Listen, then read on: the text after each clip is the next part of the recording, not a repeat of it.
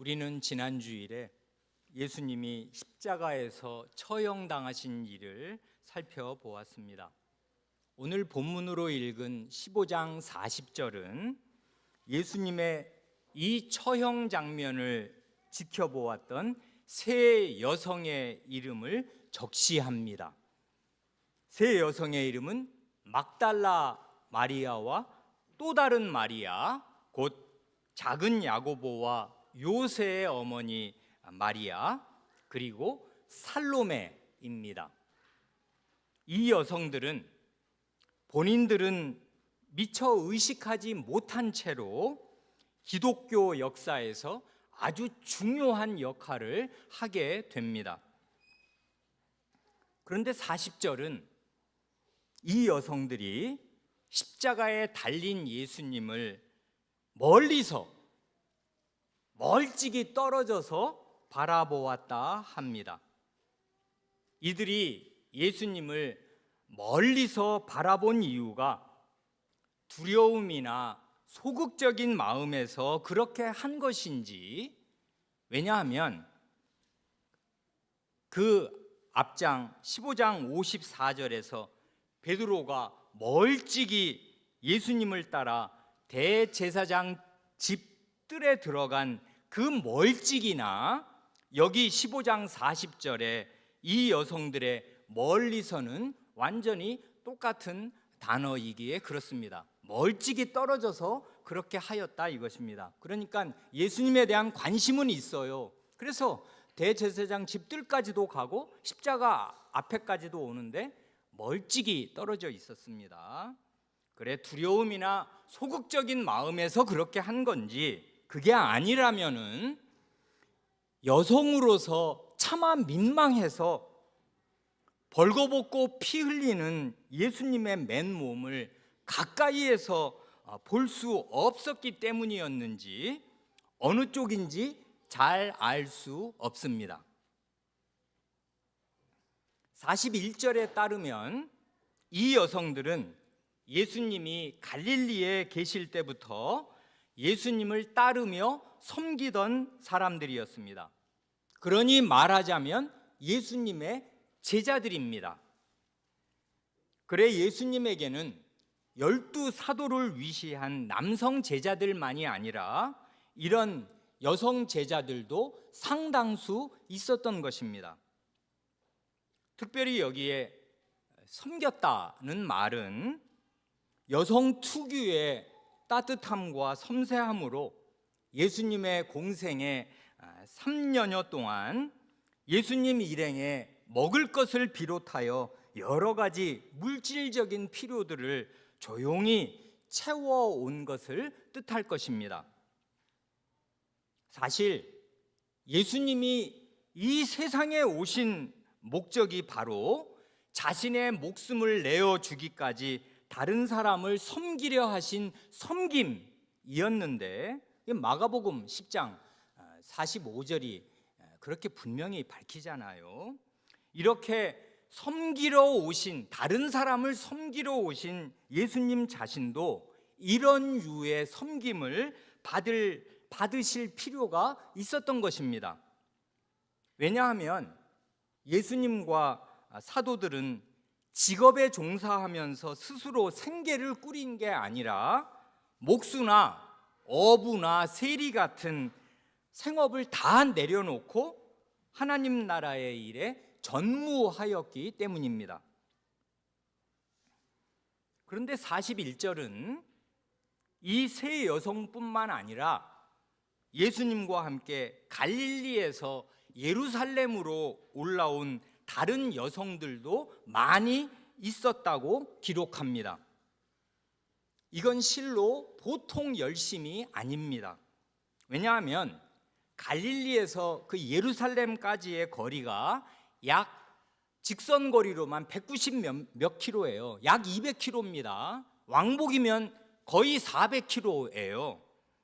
그러니 하루에 30여 킬로를 70-80리를 걷는다고 해도 이 왕복 10여일이 넘게 걸려요.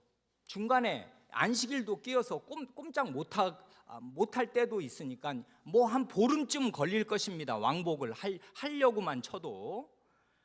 이 사람들이 처녀였든 아니면 가정주부였던 간에 그렇게 오래 집을 비우고 여행을 한다는 게 2000년 전에 결코 쉬운 일이 아닙니다. 그러니까 이건 보통 열심이 아닙니다. 아무튼 공생의 마지막에 이 예루살렘으로 올라오신 예수님의 행보는 엄청나게 중요한 것이었는데 거기에 십자가와 부활이 다 여기 마지막 행보에 들어있는 거니까요. 이렇게 예수님을 따라 예루살렘에 올라와서 예수님을 지켜본 증인들이 많이 있었다는 사실을 본문은 알려주고 있습니다. 여성들의 눈은 아주 예리하지 않습니까? 그 다음 42절부터 마지막 47절까지는 예수님의 시신이 장사된 사실을 기록하고 있습니다. 장사, 곧 장례를 치른다는 것은 고인이 정말로 사망했다는 사실이 분명히 확정된다는 뜻도 있습니다. 그렇기에 성경은 예수님이 죽으셨을 뿐 아니라 장사까지 지낸 바 되셨다는 사실을 전하고 받아야 할 복음의 핵심 내용 가운데 하나로 제시합니다. 그래 나중에 몇십 년 뒤에 바울 사도가 쓴 고린도전서 15장 3절 4절을 보면 이게 성경에 기록된 가장 복음의 내용을 압축한 진수가 될 것인데 이렇게 바울 사도가 고린도전서 15장 3절 이하에서 말합니다. 내가 받은 것을 먼저 너희에게 전하였노니. 이 말을 보면 전하고 받는 게 있는데 바울 사도 자신이 받았어요. 그러니 누군가가, 그게 사도니까 그리스도 자신이었든 혹은 다른 사도였던 간에 누군가가 이 바울 사도에게 전해준 그 복음의 진수의 내용이 있고 내가 받은 것을, 사도가 받은 것을 먼저 너희에게 전했다 해서 이번에는 자기가 받은 이 내용을 전해줍니다. 이런 걸 보면 이건 이어달리기, 계주예요. 계주에서 바통을 놓치면 그건 다 무산되는 거잖아요. 가장 중요한 게 계주에서 이어달리기는 바통을 넘겨주는 것인데 손상이 없이 그걸 받은 대로 넘겨주어야 되는 거잖아요. 그래서 내가 받은 것을 너희에게 넘겨주었다, 전해주었다 하는 것입니다. 이게 바로 사도적 전승입니다. 핵심 복음의 내용, 이 내용이 뭐냐면 이는 성경대로 그리스도께서 우리 죄를 위하여 죽으시고 그 다음 말 장사 지낸 바 되셨다가 성경대로 사흘 만에 다시 살아나사. 이게 복음의 진수예요. 성경대로 그리스도께서 우리 죄를 위하여 죽으시고 장사 지낸 바 되셨다가 성경대로 사흘날에 다시 살아나신 것. 장사되셨다는 말이 그 안에 들어가 있어요. 이건 죽으심을 확정하는 거기 때문에 중요한 것입니다. 그래서 만대교회의 신앙 고백인 사도신경에서도 본디오 빌라도 아래에서 고난을 받으사 십자가에 못 박히시고 그 다음 뭐예요? 죽으시고 장사되셨고, 그 장사되셨고가 그 짧은 12조항밖에 안 되는 사도신경에 명기되어 들어가 있어요. 죽으시고 장사되셨고입니다. 그러니 오늘 우리가 예수 그리스도께서 장사되시는 장면을 살펴보는 것은 뜻있는 일입니다. 복음의 핵심부에 진입하는 행위라고요. 예수님이 죽으시고 장사되신 날은 요일로 하면 금요일이었습니다. 그래 다음 날 토요일, 그게 안식일인데 다음 날 토요일에는 무덤에 계셨고 그 다음 날 주일 새벽에 부활하셨습니다. 42절을 보면 이날은 금요일인데 이날은 준비일 곧 안식일 전날이므로 저물었을 때, 마가 선생은 금요일을 가리켜 준비일, 곧 안식일 전날이라 합니다. 만일 마가복음의 1차 독자들이 유대인이었다면 이날은 준비일이므로 라고만 해도 누구나 다 알아들었을 것입니다. 그러나 로마에 있는 신자들은 준비일 하면 뭔 날? 준비일이 뭐래? 하고서 이 말이 무슨 말인지를 모를 수 있으니까 곧 안식일 전날이라고 부연 설명을 해주는 것입니다. 이렇게 마가 선생은 자신의 회중의 상태에 맞추어 복음을 전하고 있습니다. 이 42절의 표현에서 부가적으로 생각할 점도 있겠습니다. 경건한 유대인들에게는 안식일 전날의 이름, 금요일의 이름 자체가 뭐예요? 준비일, 예비일이었습니다. 그때 안식일은 토요일이니까 토요일의 전날인 금요일을 안식일을 준비하는 준비일로 인식한 것입니다. 그렇다면 지금 성도 여러분에게 토요일은 과연 어떤 날입니까? 쉬는 날입니까? 아니면 신나는 주말입니까? 그것만이라면은 구약 시대에 유대인만도 못하게 사는 것입니다. 토요일은 주일 전날이니까요. 토요일은 부활하신 주님께 나아갈 준비를 충분히 해야 하는 준비일입니다. 예비일입니다. 주일을 맞을 마음과 생활의 준비를 충분히 잘 해야만 주일을 주일답게 보낼 수 있을 것입니다. 준비 없이 주일을 맞으면 안 됩니다. 토요일 밤늦게까지 유튜브를 보든지 영화를 보든지 게임을 하든지 뭘 하고 잔뜩 피곤한 상태로 예배당에 나와 있으면 그 사람의 예배는 이미 그 시작도 하기 전에 그의 주일은 끝난 것과 다름없어요. 나와 앉아 있어도 소용이 없습니다. 왜 그러냐면 준비가 안 됐잖아요. 준비 없는 마음에 하나님이 그 귀한 자기 자신을 부어주실 수 없단 말입니다.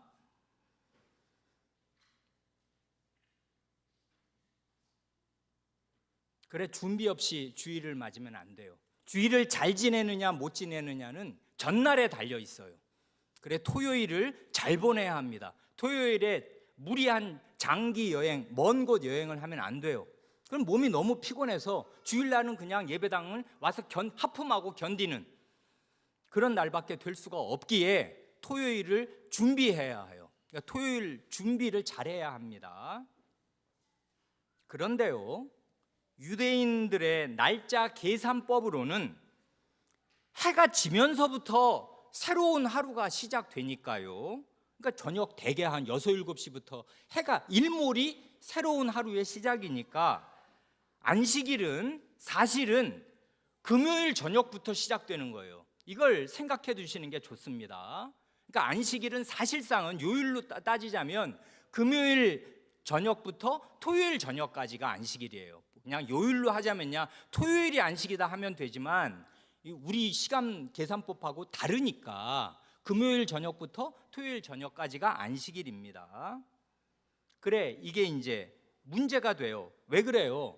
바야흐로 금요일에 해가 저물어 가고 있었고 해가 떨어지면 바로 안식일이 되어서 장례를 치를 수가 없으니까 서두르지 않으면 안 되었습니다. 43절입니다. 아리마대 사람 요셉이 와서 당돌이 빌라도에게 들어가 예수의 시체를 달라 하니 이 사람은 존경받는 공회원이요 하나님의 나라를 기다리는 자라. 아리마대라는 곳은 예루살렘의 그 위쪽, 왼쪽, 북서쪽 한 30몇 킬로쯤 떨어진 에브라임 산지에 있는 라마의 다른 이름이 아리마대입니다. 그래 사무엘상 1장 1절을 보면 거기 한나의 남편 엘가나가 라마 다임 소빔이라는 그 라마가 맨 앞에 지명이 나오잖아요. 에브라임 산지에 에브라임 지파의 라마 다임 소빔에 사는 엘가나가 소개가 되거든요. 그래 여기 사람이에요. 그러니 이름이 왜 요셉인지도 대강 짐작하실 수 있겠습니다. 요셉의 두 아들 이름이 므낫세와 에브라임이니까요. 이 사람은 에브라임 지파였을 테니까 그 자기 먼 조상의 이름을 따서 이 부모가 그 자기 아들 이름을 요셉이라고 지은 거지 않습니까? 뭐 시므온 사람 시므온을 귀하게 여기면 시몬이라고 이렇게 부르듯이 요셉을 귀히 여기니까 요셉이라고 이름을 그 지파 사람들은 많이들 지었을 것입니다. 이 요셉은 존경받는 공회원이요 하나님의 나라를 기다리는 자라 합니다. 하나님의 나라를 기다린다는 말은 하나님께서 약속하신 대로 메시아 구원자를 보내주셔서 하나님의 왕으로서의 통치가 강력히 찬란하게 실현되기를 간곡히 바라면서 산다. 그렇게 살아온 참 이스라엘인이라는 뜻이겠습니다. 실로 남유다가 주전 587년경에 멸망했으니까 남유다가 이스라엘이 완전히 전 남북이 멸망한 지가 몇백 년이 넘었는데도 여전히 이렇게 하나님 나라를 기다리고 사는 경건한 하나님의 백성이 있었습니다. 이게 하나님 말씀의 능력이에요. 그러니 공회원이라고 해서 하나같이 다 나쁜 사람이 아니고 개 중에는 이런 참 이스라엘 사람도 있었던 것입니다. 그리고 아마도 요셉이 공회원 정도 되는 최고위층 인사니까 이날 총독을 만날 수 있었을 것입니다. 그런데 마가 선생은 요셉이 당돌하게 빌라도에게 들어가서 예수의 시체를 달라 하였다 합니다. 당돌하게라는 말은 용기 있게, 담대하게 라는 말입니다. 그런데 예수님의 시신을 달라고 하는데 왜 용기가 필요했겠습니까? 왜냐하면 예수님이 로마 제국에 반역한 이른바 내란 우두머리 혐의로 처형되었기 때문입니다. 장례란 고인의 시신을 안장하는 행위인데 이런 반역자를 시신이라도 아끼고 위하는 내색을 한다면은 저자도 한패가 아니냐 하는 의심을 받기에 충분합니다. 많은 유대 군중도 저 예수를 십자가에 처형해야 마땅하다 하고 소리친 터였지 않습니까? 그러니까 이건 로마 당국의 의심도 받을 수 있고 유대 민중의 손가락질도 받을 일이에요. 그래 이건 대단한 용기가 필요한 일이었습니다. 종합해서 생각한다면 아리마대 요셉은 그동안 마음속에 은밀히 간직해온 예수님을 믿는 믿음을 이날 용기 있게 겉으로 드러낸 것입니다. 그래 요즘식으로 표현한다면 예수님의 장례를 치른 것은 아리마대 요셉의 커밍 아웃이었습니다. 한편 요셉의 요청을 받은 총독 빌라도는 아니 십자가에 달린 예수가 벌써 죽었단 말인가? 하고 이상히 여겼습니다. 그럴 리가 없는데. 그래 처형을 직접 담당했던 백부장을 소환해서 분명히 확인한 다음에야 예수님의 시신을 요셉에게 내주었습니다. 이처럼 예수님이 숨진 것이 확실하다는 사실이 로마 당국, 곧 로마 총독과 백부장에 의해 분명히 확인되었습니다. 그러니까 이런 따위의 허무맹랑한 낭설들, 곧 예수님이 십자가 위에서 피를 많이 흘려서 잠시 졸도했다가 나중에 서늘한 돌무덤 속에서 기절한 게 깨어난 것이다 하는 식의 낭설은 전혀 사실이 아닙니다. 46절은 예수님의 장례를 이렇게 말합니다. 요셉이 세마포를 사서 예수를 내려다가 그것으로 싸서 바위 속에 판 무덤에 넣어두고 돌을 굴려 무덤 문에 놓으매. 요셉은 시신을 싸맬 세마포를 구입합니다. 안식일 전날이니까, 금요일이니까 살려면 살 수 있어요. 그리고 십자가에서 예수님의 시신을 내립니다. 그리고 그 사둔 세마포로 시신을 싸맵니다. 그런데 여기에 기록되지는 않았지만 세마포로 시신을 싸기 전에 먼저 시신을 깨끗이 씻었을 것입니다. 그게 유대인들이 중요시하는 통상적인 장례 절차입니다. 더욱이 지금 예수님의 몸은 채찍질과 못질을 당하고 옆구리를 창에 푹 찔려서 피범벅이 되어 있으니까 먼저 시신을 깨끗이 씻겼을 것임이 분명합니다. 그러고 나서 이제 세마포로 시신을 잘 동여매고 아마 자신의 소유로 가지고 있던 바위 무덤 속에 예수님의 시신을 안장하였습니다.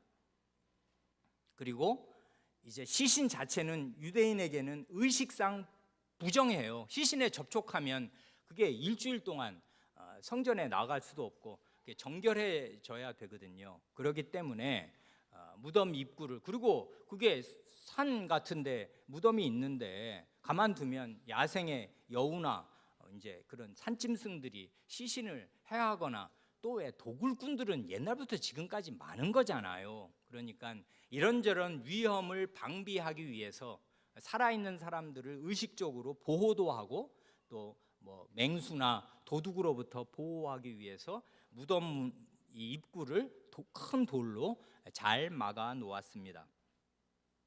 땅속에 묻는 우리나라의 무덤과는 달리 팔레스타인의 무덤은 산비탈에 그 돌을 파들어가서 작은 방을 만들어 놓든지 아니면 자연적으로 형성된 동굴 안에 시신을 안치합니다. 팔레스타인에는 정말 석회암 지대가 많은데요, 석회암은 우리나라의 그 단단한 화강암과는 다르게 공기와 접촉되기 전에는 물성이 물렁물렁해서 쉽게 팔 수가 있습니다. 파놓고 공기와 접촉되고 나면 그게 딱딱해져서 일종의 시멘트가 되는 거지 않습니까? 그래, 이렇게 해서 예수님의 장례가 좀 급했지만 금요일 저녁에, 그러니까 해 떨어져서 이제 안식일이 시작되기 직전에 서둘러 장례가 치러졌습니다. 그러니까 이건 당일장이에요. 뭐 시간이 전혀 없으니까 시신을 십자가에 계속 매달아둘 수는 없는 일이고, 안식일을 그대로 지날 수도 없고, 또 내려와서 해 떨어졌네, 안식일이네, 어떡하냐 하고서 시신하고 함께 있을 수도 없는 일이고, 그러니까 이제 안식일이 시작되기 전, 금요일 일몰이 되기 전에 이 일을 마쳐야 해서 굉장히 서둘러서 몇 시간 안에 이 일들을 일사불란하게 치른 것입니다. 장례가 끝났습니다. 여기서 부가적으로 예수님의 장례를 과연 누가 치른 것인가? 이걸 잠시 생각해 봅니다. 보통 장례를 누가 치러줍니까? 대개는 가족이 치릅니다. 그리고 고인이 큰 스승인 경우에는 제자들이 발벗고 나섭니다. 그래 마가복음 6장을 보면 29절에 세례자 요한이 헤롯 안디바의 그 생일잔치상에서 참수되었을 때 그 다음 말 요한의 제자들이 듣고 와서 시체를 가져다가 장사하니라 합니다. 그러나 예수님의 경우는 어땠습니까? 일단 가족 모친 마리아는 기력이나 정신이 하나도 없었을 것입니다. 그리고 육신의 동생들도 하나도 보이지 않습니다. 6장 4절을 보면 예수님에게는 육신적인 남동생만 넷이고 6장 4절에 그 네 사람의 이름이 거명돼요. 그리고 여동생들도 있었는데 말입니다. 그런데다 예수님의 제자들은 다 달아나서 숨어 있었습니다. 그러니 예수님이 돌아가신 날이 안식일 전날이고 게다가 금요일 오후인데 그 몇 시간 안에 어떻게 누가 장례를 치르겠습니까? 결과적으로야 존경받는 공회원인 요셉이 나서서 장례를 치러주었기에 예수님의 시신이 무방비로 방치되지 않고 묘실에 안장될 수 있었습니다. 그러나 예수님이 친족이나 제자들에게 받은 대접을 가만히 생각하면 우리도 다 이제까지 살면서 장례를 치르잖아요. 예수님의 장례를 누가 치렀는가를 가만히 생각하면 예수님의 제자들은 세례 요한의 제자들만도 못합니다. 부끄러워해야 마땅해요. 중요한 사실은 마지막 47절입니다. 막달라 마리아와 요새의 어머니 마리아가 예수 둔 곳을 보더라. 그 요새의 어머니는 작은 야고보와 요새의 어머니 그러죠. 여기서는 그 요새의 어머니라고 그러고 다음 절에서는 야고보의 어머니라고 그러고 이렇게 저렇게 표현을 합니다. 막달라 마리아와 또 다른 마리아, 이 두 마리아는 그 앞 40절에서 이미 밝히는 대로 예수님이 십자가에 달려 돌아가시는 모습을 현장에서 지켜본 증인입니다. 멀찍이서 봤지만 분명히 자기 두 눈으로 봤어요. 그뿐 아니라 아리마대 요셉이 와서 예수님의 시신을 수습해서 장례를 치르고 그 시신을 안치한 무덤까지 따라가서 그 무덤이 어디에 있는가를 본 증인입니다. 사실 이 두 마리아는 장례를 치른 금요일 밤 뒤에 토요일 지나고 이제 일요일 그 안식 후 첫날에 다음 날에 예수님의 시신에 향유를 바르기 위해서 무덤에 다시 올 작정이었기 때문에 그 장소를 눈여겨보았을 것임에 틀림이 없습니다. 그리고 이건 먼 곳이 될 수가 없어요. 왜냐하면 장례 치르러 먼 곳으로 무슨 고향 갈릴리로 간다든지 이런 꿈도 꿀 수 없어요. 안식일 전에 장례가 끝나야 됐기 때문에 십자가에 달리신 곳 바로 얼마 떨어지지 않은 그 예루살렘 인근 경내 어디에 장례를 치를 수밖에 없었습니다. 그래 멀지 않아요 이곳이. 이 증인이 두 마리아의 눈이 증인이 중요한 것입니다. 이제 드디어 우리는 마가복음의 마지막 장에 이르렀습니다. 16장은 예수님이 부활하신 사실을 이렇게 증언합니다. 1절을 보면 안식일이 지남에, 토요일이 지났네요. 막달라 마리아와 야고보의 어머니 마리아와 또 살로메가 가서 예수께 바르기 위하여 향품을 사다 두었다가, 방금 토요일이 지났네요 한 말은 부정확하겠습니다. 금요일 밤, 토요일 저녁이 끝난 거예요. 토요일에 일몰이 된 거예요. 그래서 이제 안식일이 끝난 거예요. 아직은 그러나 토요일이었을 것입니다. 요걸 잘 생각해 보세요. 그래야 이 1절이 제대로 이해가 되거든요. 향품을 언제 사나?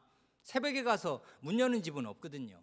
그러니 전날 사둔 것인데, 전날은 원래 안식일인데 안식일은 일몰이면 끝나기 때문에 토요일 밤에 안식일이 끝나고 나서 영업을 시작한 향품집에서 향품을 사다 둔 것입니다.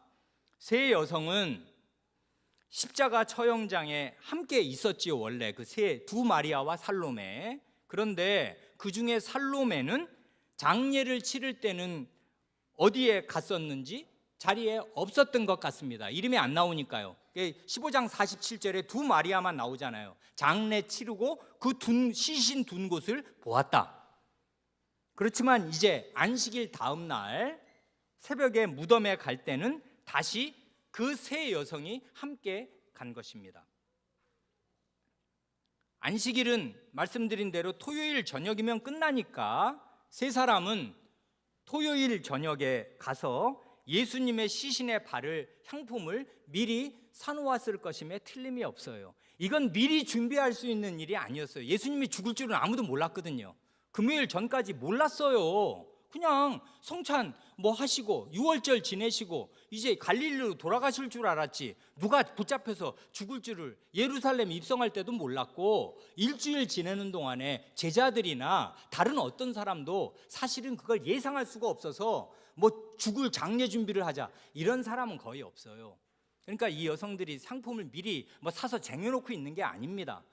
돌아가셨으니까 큰일 났다, 장례 이거 이 향품을 발라야 되는데 하고서 이제 금요일은 장례를 막 싸매느라고 정신이 없이 안장해 놓고 토요일 안식일이 끝나자마자 향품을 산 거예요. 그 다음날 가지고 가려고. 말씀드렸는데 왜 이 여성들이 굳이 무덤까지 가서 예수님의 시신에 향품을 바르려고 했겠습니까? 보통의 경우였다면은 예수님이 돌아가신 당일에 시신을 씻기고 나서 세마포로 싸매기 전에 그 시신의 머리에서부터 이렇게 몸에 향유를 바르고, 또 이렇게 한 겹 두 겹 쌀 때마다 거기에 향품을 넣을 시간이 있고, 그래서 그 사이사이에 세마포에 향품을 넣었을 거 아닙니까? 그게 유대인들의 장례 관행이에요. 그렇지만은 우리가 이미 아는 대로 예수님의 경우는 벌써 금요일 이제 저녁이 되어서 조금 있으면 안식일이 시작되니까 향유를 충분히 바르고 향품을 넣을 시간 자체가 충분하지가 않았습니다. 그래 일단 시신을 씻기고 세마포로 싸서 무덤에 안장함으로써 장례는 끝냈는데, 그래 놓고 나서 안식일이 지나고 나서 이제 이 무덤에 와서 미처 하지 못했던 그 일을 마저 하려고 한 것입니다. 왜냐하면 장례를 치를 때 사람 마음이 다 간절한 거 우리가 겪어본 사람들은 다 알잖아요. 그래 이 고인을 깨끗이 수습하고 그 장례법이 있으니까 향유를 바로 발라드리고 싶고, 그리고 향품을 잘 넣어서 그 시신이 이제 벌써 부패하기 시작하니까 그 냄새가 오래 갈 수야 없어도 어쨌든 장례 치르는 동안, 요 기간 동안에, 애도하는 기간 동안에는 시신에서 그 썩는 냄새가 펄펄 나지 않도록 이렇게 처리를 하는 게 유대인의 장례 절차니까 이 여성들은 그렇게 하고 싶었던 것입니다.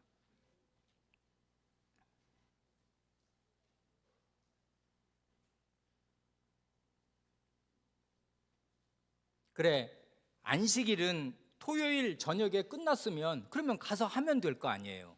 그런데 안식일이 끝났다고 전기도 없는 그때 캄캄한 밤중에 그 산속에 무덤에 가서 그 일을, 그 동굴 속에 들어가서 그 일을 횃불 켜놓고 그 일을 하겠습니까? 그렇게 할 수는 없잖아요. 그러니까 안식일 이 끝나서 토요일 저녁에 끝났더라도 일단 내일 아침에 새벽에 가자 하고 그날 밤을 모르긴 해도 아마 뜬 눈으로 세웠든지 이제 마음에 단단히 새벽이 닭이 울면 바로 일어난다 하는 준비를 하고 새벽같이 일어난 것입니다. 그래 2, 3절입니다. 안식 후 첫날 매우 일찍이 해 돋을 때 그 무덤으로 가며 서로 말하되 누가 우리를 위하여 무덤 문에서 돌을 굴려주리요 하더니, 안식 후 첫날이니까 우리식으로 하면 일요일, 주일이 되었습니다. 세 여성은 그날 새벽에 일찌감치 일어나서 그 무덤, 성경에 딱 그렇게 되어 있어요. 그 무덤, 곧 예수님의 시신이 안장된 그 무덤으로 갔습니다. 그런데 가면서 서로 말하기를, 이건 마가복음에만 기록되어 있는 중요한 정보입니다.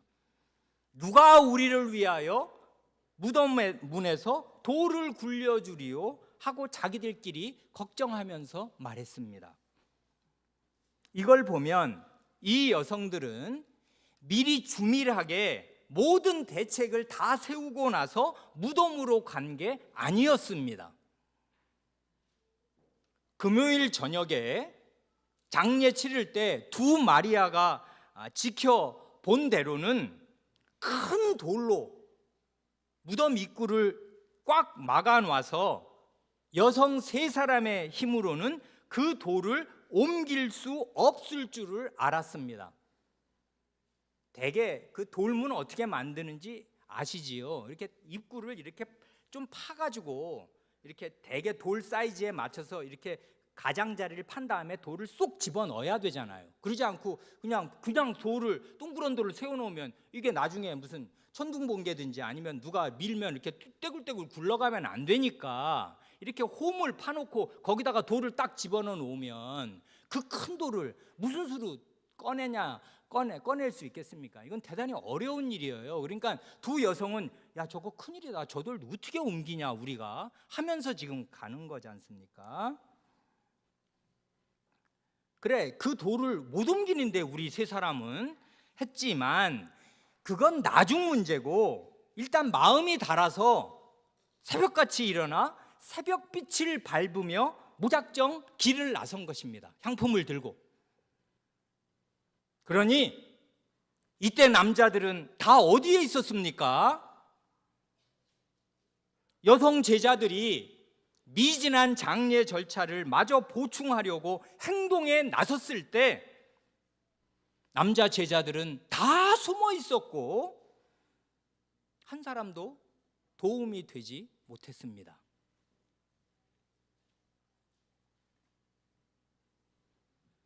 예수님의 무덤으로 가는 이 세 여성의 행동을 차분히 바라볼 때 오늘의 우리는 다소 상반되는 그 양가적인 두 가지 사실을 동시에 생각합니다. 먼저 이 여성들의 행동은 엄밀히 말할 때 참된 믿음에서 나온 것은 분명히 아니었습니다. 그런 점에서 부족하고 아쉬운 점이 있습니다. 왜냐하면 예수님은 자신의 죽음을 예고하실 때마다 예외 없이 사흔날에 부활하실 것을 이미 세 차례나 분명히 말씀하셨기 때문입니다. 8장, 9장, 10장에서 이미 1년 전 정도부터 거듭거듭 말씀하여 오셨어요. 자신의 부활을. 물론 그 말씀은 주로 12사도에게 따로 하신 말씀이었던 것이 사실입니다.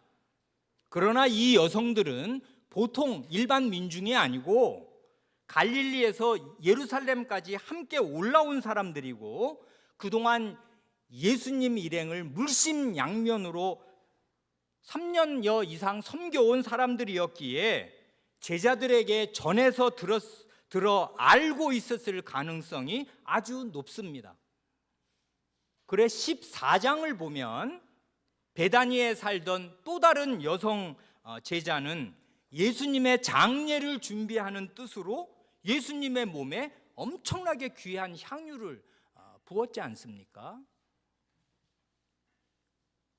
그러니 언제든지 가장 중요한 것은 예수님의 말씀을 귀담아 듣고 그 말씀을 참되게 믿고서 그 믿음에 따라 행동하는 것입니다.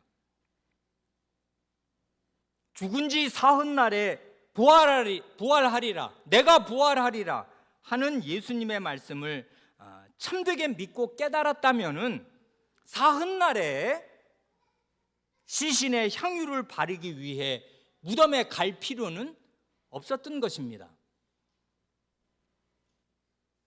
참된 믿음의 눈으로 보면 이거는 믿음 없는 행동을 한 것입니다. 그럼에도 무덤으로 달려간 이 여성들의 행동이 예수님을 향한 절절한 사랑의 마음에서 나온 것임은 의심의 여지가 없습니다. 이 여성들의 사랑은 그저 마음속에만 담아두는 소극적인 사랑이 아니고 행동으로 표출된 적극적인 사랑이었습니다. 적어도 이면에서만큼은 믿음도 부족하고 사랑조차 부족했던 11명의 남성 사도들보다도 훨씬 나았다고 말할 수 있습니다. 얼마 전에 베다니에서 예수님께 향유를 부어드렸던 그 여성이 그 점에서 오히려 12 사도들보다 훨씬 나아서 예수님의 인정과 칭찬을 받았던 것과 마찬가지입니다. 그래 이 사랑의 마음을 예수님이 받으셨기에 인류 역사에 가장 놀랍고 가장 영광스러운 부활하신 예수님을 가장 먼저 친견하는 은혜를 이 여성들에게 베푸신 것입니다. 무덤에서 특별히 막달라 마리아를 만나주시고 그에게 예수님이 부활하신 예수님이 육성으로 말씀해 주셨어요. 그래 지식은 조금 부족했을지 몰라도 예수님을 향한 절절하고 간곡한 적극적인 사랑을 표출한 이 여성들의 마음을 예수님이 결코 무시하거나 멸시하지 않으시고 제자들이 아니라 이 여성들에게 먼저 부활한 자기 모습을 제일 먼저 보여주셨습니다. 이건 역사에 길이 남을 영원한 영광이에요. 그래, 이건 후대에 냉정하게 본 평가가 그런 것이고, 그러니까 이런 양가적인 평가가 있을 수 있습니다. 믿음의 행동은 아니었다. 예수님의 말씀 똑똑히 마음에 새기지 못한 거지. 그러나 참된 예수님을 향한 절실한 사랑이 있었다. 그걸 표현했지 않냐. 이런 두 가지 생각을 우리는 할 수 있습니다. 중요한 것은 사실인데 이 사람들이 지금 향품을 어쨌든 그 시신에 세마포를 그럼 벗겨야 될 거 아니에요. 세마포를 벗기고 이제 발라드리든지 아니면 뭐 그렇게 하기가 너무 번거로우면 세마포 위에라도 이제 향유를 거기 보면 바른다 그러잖아요. 향유를 발라드리고 싶었어요. 그래서 그걸 준비를 해서 지금 간 것입니다. 이미 예수님은 돌아가서 이 사람들로서는 영영 다시 볼 수 없을 거라고 생각했지만 그 예수님을 그냥은 보낼 수 없고 시신이라도 내가 이렇게 정갈하게 향나게 이렇게 예우해드린다 하는 마음을 표현하려고 지금 가서, 근데 저 돌문 어떡하냐 저거 우리 못 여는데 걱정하면서 갔는데, 그런데 웬걸 무덤에 와 보니 무덤 입구를 막았던 그 아주 큰 돌이, 여기 보면 아주 큰 돌이라고 그러잖아요. 그 큰 돌이 벌써 굴러져서 무덤 입구가 뻥 열려 있었습니다. 그게 4절이지 않습니까? 그러니 이걸 한번 생각해 보세요. 열릴 수 없는 그 무덤 문이 열렸다면 이 사람들의 생각은 뭐였겠습니까? 어제 밤이든 아니면 오늘 새벽에 우리가 오기 전에 장례 치른 사람들이 다시 와서 지금 뭐 작업을 하나 보지? 그러니까 돌을 누군가 치웠을 거 아닙니까? 그 돌은 그냥 애지간한 한두 사람 힘으로는 치울 수 있는 돌이 아니었어요. 그랬으면 이 여성이 힘을 다 합치면 세 사람이 하면 되는데 못할 거라고 생각을 했거든요. 그렇게 큰 돌이 이미 옮겨졌으니 누군가 사람이 어제 왔든지 오늘 새벽에 누가 와 있구나 하고서 무덤 속으로 들어간 것입니다. 그래 무덤에 들어갔더니 흰옷을 입은 한 청년이 원래는 예수님의 시신이 놓여있던 그 빈 선반의 오른쪽에 앉아 있었습니다. 그러니 무덤의 장면을 생각해 보세요. 이렇게 돌 선반이 돌 침대 같은 게 깎아서 만든 게 쭉 놓여 있고 저기 건너편에 오른쪽에 어떤 흰옷을 입은 청년이 무덤에 앉아 있고 그 위에 원래 시신 봐두었던 그 시신은 지금 안 보이는 것입니다. 여기에 흰옷은 그가 하늘에 속한 천상의 존재임을 나타내는 광채, 빛처럼 광채가 나는 흰옷이었음이 분명합니다. 일찍이 예수님도 모습이 변형되신 산에서 그 옷이 광채가 나며 세상에서 빨래하는 자가 그렇게 희게할 수 없을 만큼 희어졌더라. 9장 3절 예수님의 그 원래 입고 있던 옷이 이건 뭐 세상에서 본 적이 없을 만큼 빛이 번쩍번쩍 나는 흰 옷이었거든요. 그러니까 단지 그냥 흰 마스크 같은 흰 색깔 옷이었다 그런 말이 아니라 빛과 같은 광채가 나는 너무 눈이 부실 만큼 그런 옷이었습니다. 이 청년은 천사 곧 하나님의 사자였습니다.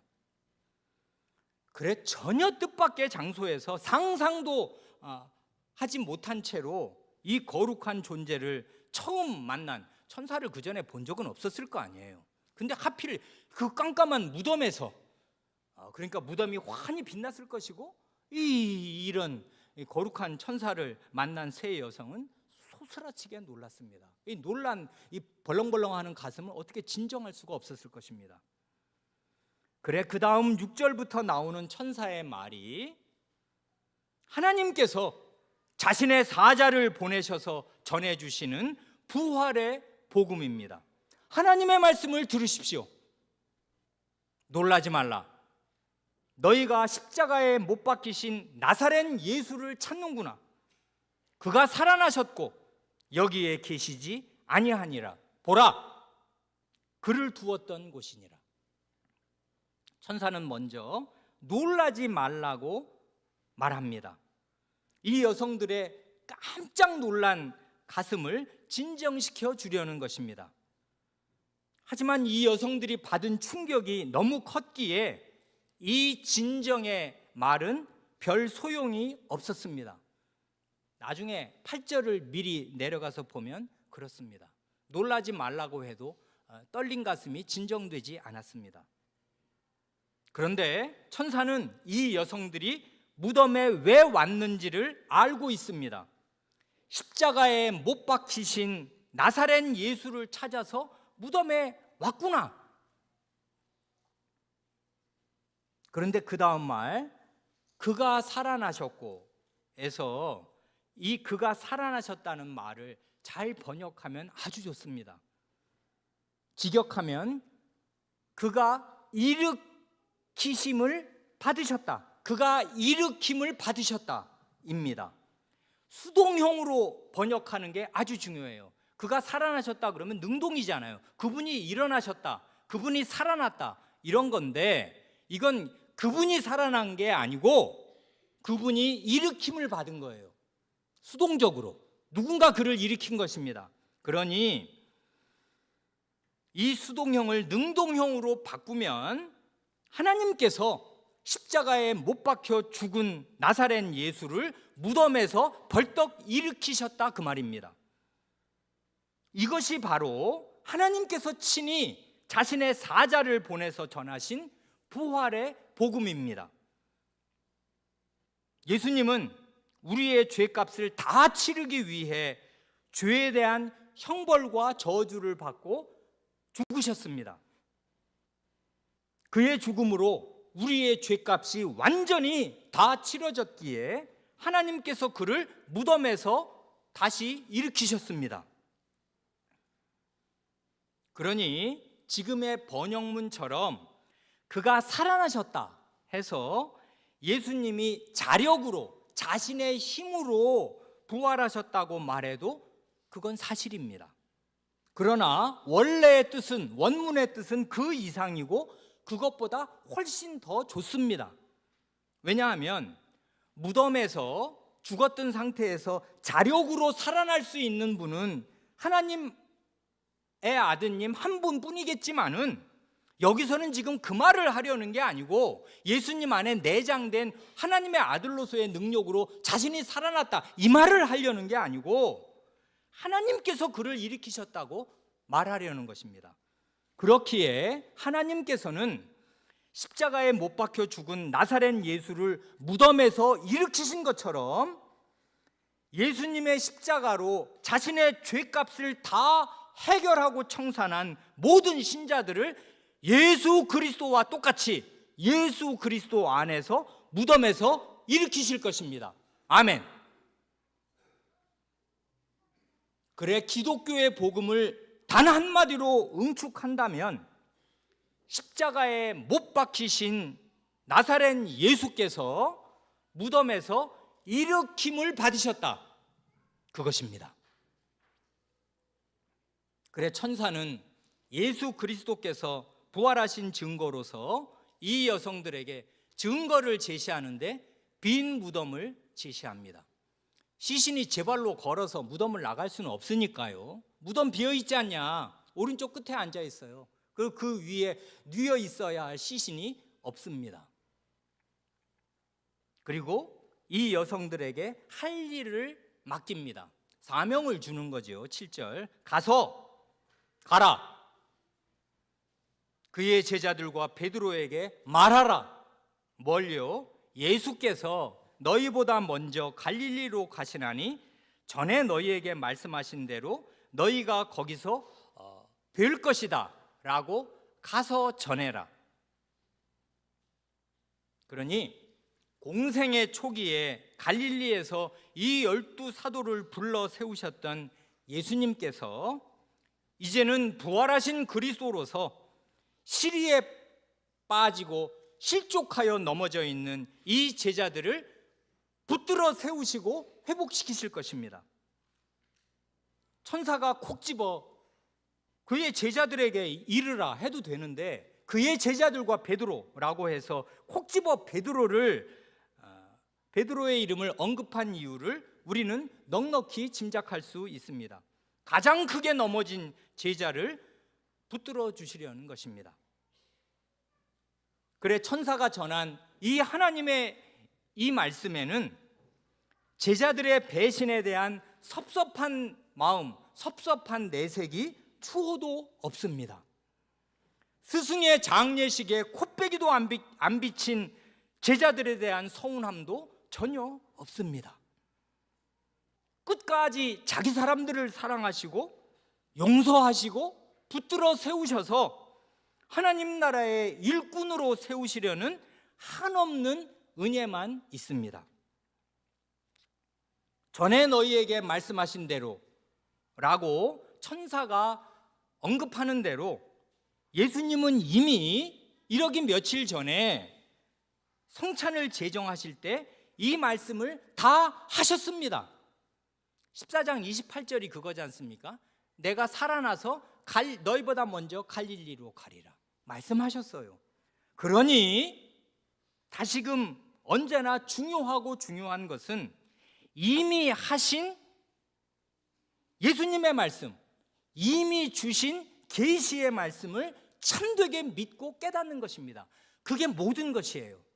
그걸 깨닫고 믿었으면 이 모든 게 소용이 없이 해결이 된 것인데 그게 안 돼요, 우리가.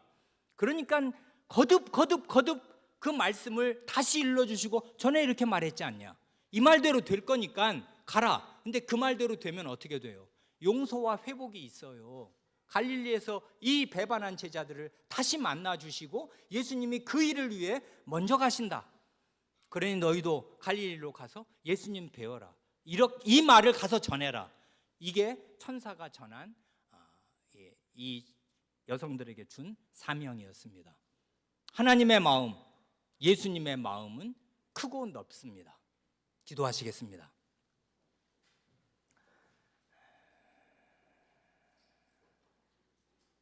하나님 아버지, 오늘 저희가 하나님께서 친히 하늘에서 자신의 사자를